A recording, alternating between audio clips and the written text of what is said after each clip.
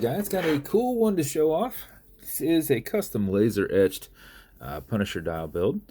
Uh, First build going out to my new buddy TJ. He said, I gotta have this Punisher strap. The rest of it is up to you. So here's what I did. We did a custom laser etched Punisher dial, backside loomed out of aluminum. I did a white sword handset on this. You've got your silver tension ring there inside the glass going all the way around. Did a bead blasted case that we laser etched Punisher there on the side. Did a black cerakoted crown here, and then we did the Punisher logo on there. Obviously the Punisher dial. I thought go this route rather than just the logo like this somewhere on the dial like you see a lot of watches these days. So just looked up some art, found some stuff that would kind of work, and that turned out nice. I happen to have a black PVD shark tooth bezel come in yesterday, as well as a titanium insert, and it went so well with the dial. I said that's how that has to go. So that's how we ended up there. Low profile exhibition caseback, black rotor, stainless steel movement holder in there. And then I did a black cerakoted buckle on the end. And that is the build, man. So this is his first build. Hopefully he loves it. I thought it turned out pretty awesome.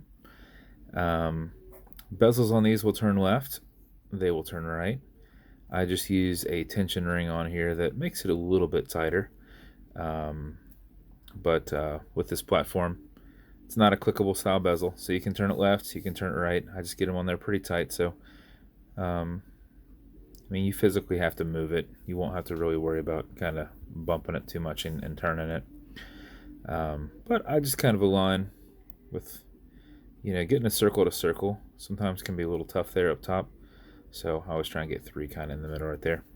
But this is an automatic mechanical. You can wind it, you can wear it, you can put it in a watch winder, but if it is dead or you're not going to be very active, make sure you wind it just a little bit before you put it on so you don't lose time throughout the day. And how you do that is you back the crown off the threads until you hear it clicking. And you'll feel it clicking too. You'll see it's off the threads, you'll feel a little bit of play there, and you'll feel it clicking and hear it. At that point you can wind, and a wind is a turn away from you. Turning it towards you doesn't do anything, but it's a lot easier to keep your finger spacing and just go back and forth. If you do it for 4 or 5 seconds before you put it on, you'll keep time throughout the day, mixed with your movement. If you do it for something closer to 20 seconds, you're going to max out your 31 plus hour power reserve on there. You cannot overwind it, so don't worry about that. Whenever you're comfortable with how much you've wound it, pull it to the 1 and only click. It does not have a hacking movement, so it's going to keep going. And then you can set your time. You'll also notice you've got a wobble crown that deflects lateral pressure from going into the stem and into the movement. If you pull just slightly back, you won't even feel it. But if you are pushing and prying on a little bit, it will roll to deflect that pressure. Okay, Google, what time is it?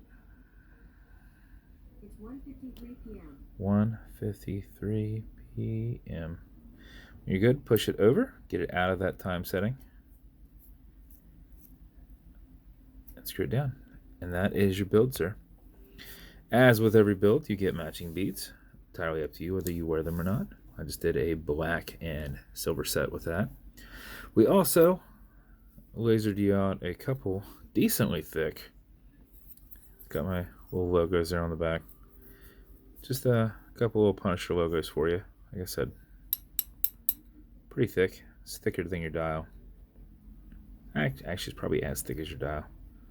So probably 0.8 to 1 millimeter thick, but those will be in there. I'll put them back to back like that. And then this will come in just one of my black special edition boxes.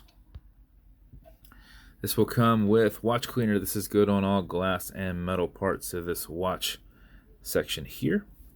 Non-toxic, non-streaky, non-residue. You'll also have some leather conditioner. This is good on this leather strap on the front and the back. If you ever feel it's not as soft, apply it, let it soak in, remove any excess.